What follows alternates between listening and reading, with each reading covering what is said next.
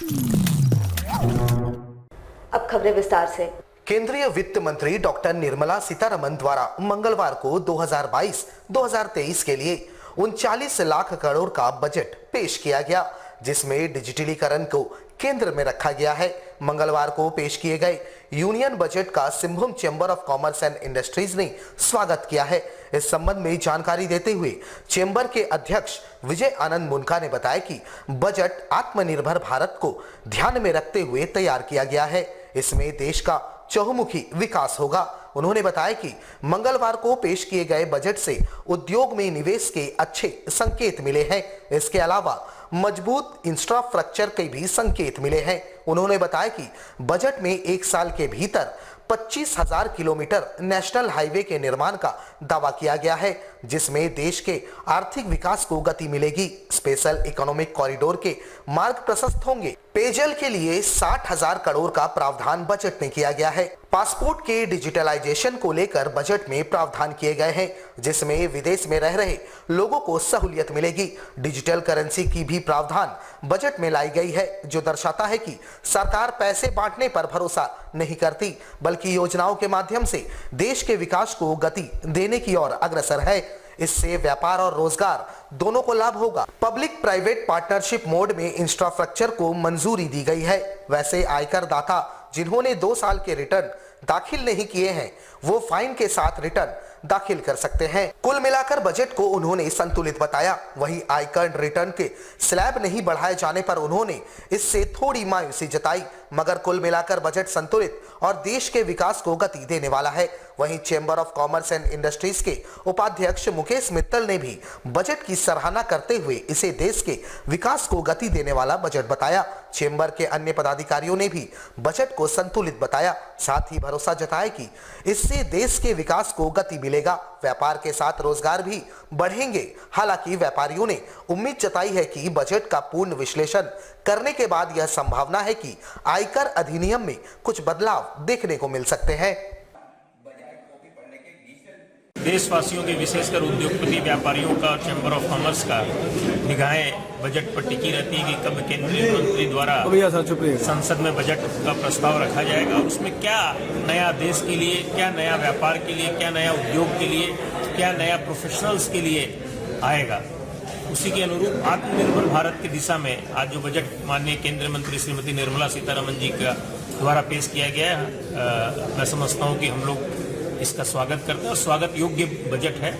निश्चित तौर पर चहुमुखी विकास और आत्मनिर्भर भारत के लिए रूपरेखा, एक मजबूत ढांचा या सरकार की मजबूत इच्छा शक्ति इस बजट के द्वारा पेश की गई है, इसका हम लोग स्वागत करते हैं। बजट एक सरकार का एक प्रारूप होता है कि सरकार बताती है कि हम कहाँ से पैसे लाएंगे, कितने पैसे हम जुगाड़ करेंगे। सरकार अपनी पॉलिसीज बताती है कि हम क्या करने वाले हैं, किस पॉलिसी में कितने रुपए खर्च करने वाले हैं। इस बजट का 2-3 प्रमुख बातें हैं कि इसमें लॉजिस्टिक्स और एनर्जी, ट्रांसपोर्ट, डिजिटलाइजेशन की बात की गई है। E passport, digital currency, 5G spectrum की बात की गई है। हिंदुस्तान 1947 नेहरू जी के समय से आज मोदी जी प्रधानमंत्री का समय कार्यकाल देख रहा है।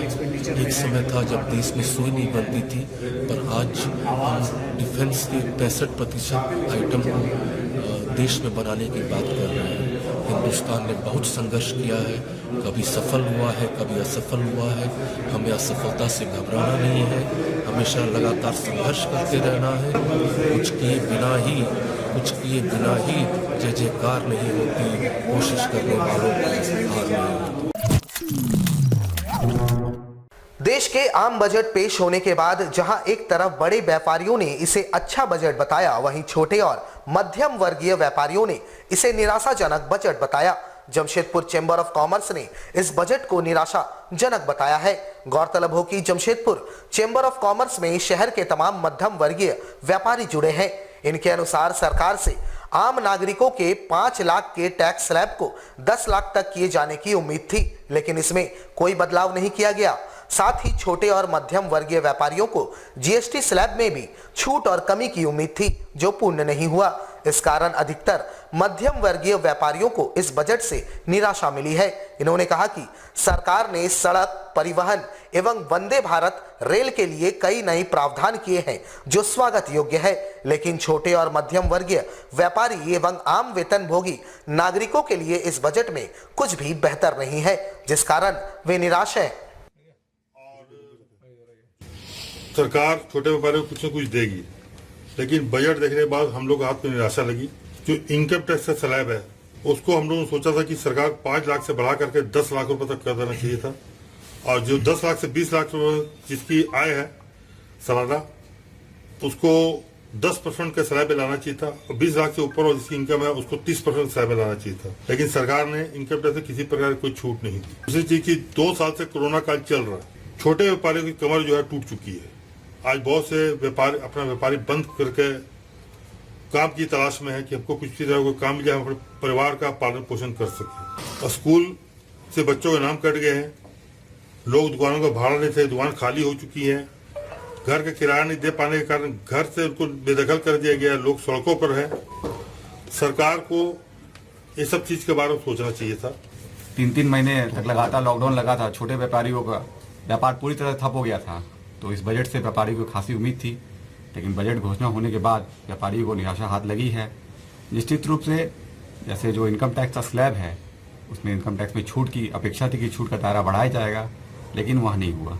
जीएसटी की जटिलता से सभी व्यापारी परेशान हैं, लेकिन जीएसटी की जटिलता में कोई सरलीकरण, कोई रियायत नहीं दी गई।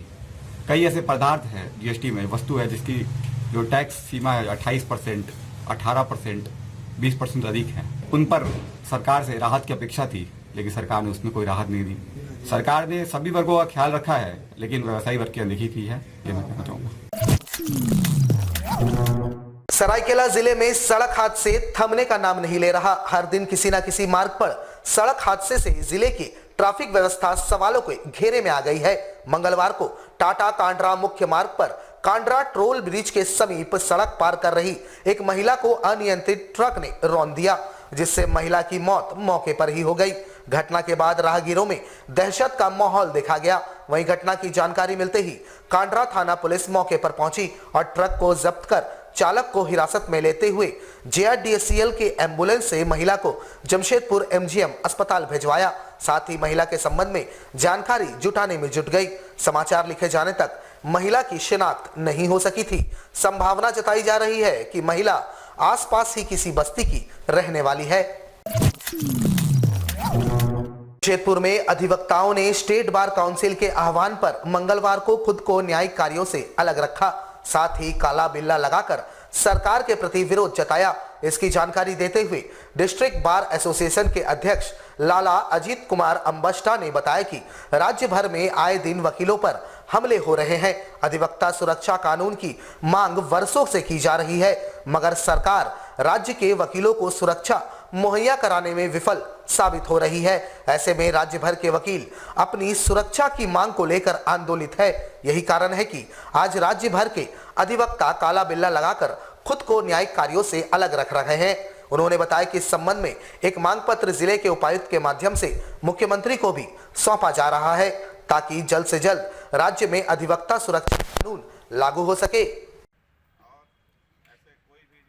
बात इसमें और भी कहना है, ये जो है ये तुरंत जो है इस पर आपराधिक कार्रवाई जो है उस पर होना चाहिए, और इस पर जो है गैर जमानती होना चाहिए। इस तरह का एक्ट एक लागू हो, ताकि जो है वकील को सुविधा हो और अपराधी अपना काम नहीं कर पाएंगे। हम लोग को मैंने आए दिन इस तरह का घटना आए दिन हो रहा है। जमशेदपुर के बिष्टुपुर क्षेत्र अंतर्गत पार्वती घाट से सटे बस्ती इलाके में इन दिनों गंदगी का अंबार हो गया है, जिससे स्थानीय काफी ज्यादा परेशान है।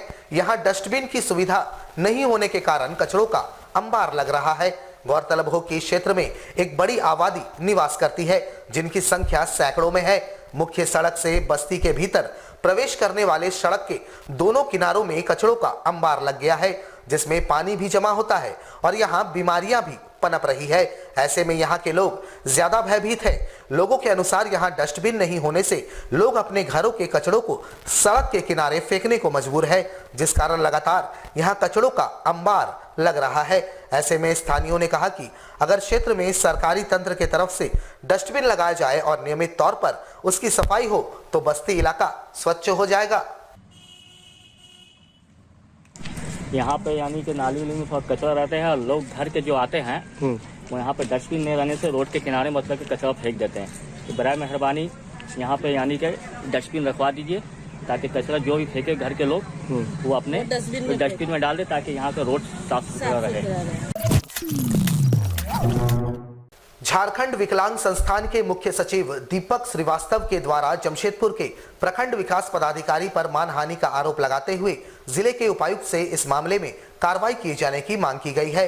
इन्होंने मांग पत्र के माध्यम से कहा कि विगत 27 जनवरी को प्रखंड विकास कार्यालय में पीडीएस डीलरों एवं वीएलई की बैठक विशिष्ट अनुभाजन पदाधिकारी की अध्यक्षता में रखी गई थी, जहां प्रखंड विकास पदाधिकारी मौजूद थे, जहां वे खुद एक वीएलई के रूप में मौजूद थे और उन्हें पूर्व में उनके कार्यों के लिए जिला प्रशासन सम्मानित कर चुकी है। लेकिन बैठक में जैसे ही एक सवाल उन्होंने पूछा वैसे ही प्रखंड विकास पदाधिकारी ने उन्हें फटकार लगाते हुए सभा कक्ष से बाहर निकालते हुए दरवाजा बंद कर दिया। इन्होंने कहा कि दिव्यांग होने के बावजूद वे स्वावलंबी हैं और इस घटना ने उनके सम्मान को ठेस पहुंचाया है, जिस पर कार्रवाई जिला प्रशासन को सुनिश्चित करनी चाहिए। उपायुक्त महोदय के पास आए हैं वीडियो के खिलाफ एक ज्ञापन देने। वीडियो ने मेरे साथ जो है एक अभद्र व्यवहार किया। एक बैठक से जो है मेरा कोई बिना गलती का मेरे को बाहर निकाल दिए और मैं डीसी साहब को ज्ञापन देने आया हूँ कि दिव्यांग अधिकार अधिनियम 89 और 96 के तहत जो है उन पर उचित कार्रवाई किया जाए या जो मीटिंग में जितने लोग बैठे थे उनके समक्ष जो है जितने लोग थे उनको दोबारा बुलाकर उनके समक्ष जो है मुझसे जो है माफी मांगे।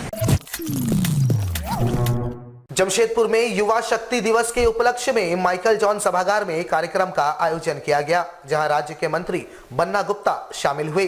प्रत्येक वर्ष पंचायत परिषद के अध्यक्ष अजय सिंह के द्वारा युवा शक्ति दिवस को धूमधाम से मनाने के उद्देश्य से कार्यक्रम का आयोजन किया जाता है और आज ही के दिन अजय सिंह अपना जन्मदिन को भी यहां युवाओं के साथ मनाते हैं। माइकल जॉन सभागार में इस कार्यक्रम का आयोजन किया गया, जहां मंत्री बन्ना गुप्ता, अजय सिंह के अलावे तमाम अतिथियों ने मिलकर केक काटा। साथ ही तमाम युवाओं से एकजुट होकर नशा मुक्त समाज बनाने की अपील की। 3 घंटा से जुआ साथी एक स्वर से मैदान में बैठे हुए हैं। जो जुआ साथी पानी की तरीके से नदी का सैलाब होते हैं, नाम पर अपने प्यार से, अपने स्नेह से और अपने कर्तव्यों से उनको एक साथ बांध के रखे हैं। अपने के नाम पर तलवार बदल जाती है, ढाल बदल जाता है। जुआ साथी जब अंगड़ाई लेता है तो राज्य और देश का इतिहास बदल जाता है। राष्ट्र प्रेम से ओतप्रोत नौजवान शक्तियों का शक्ति हो, नशा नहीं करे और परिवार, समाज और राष्ट्र का हीरो बने, नायक बने। वो कोई भी व्यक्ति ऐसी काम नहीं करे जिससे कि समाज के लोग, परिवार के लोग और देश के लोग कहीं से दुखी। हमारे साथ लगातार जुड़े रहने के लिए आप हमें YouTube पर जरूर सब्सक्राइब करें। आज के लिए बस इतना ही। कल आपसे फिर मिलेंगे कुछ नई खबरों के साथ। तब तक के लिए AMG न्यूज़ की पूरी टीम को दीजिए इजाजत। नमस्कार।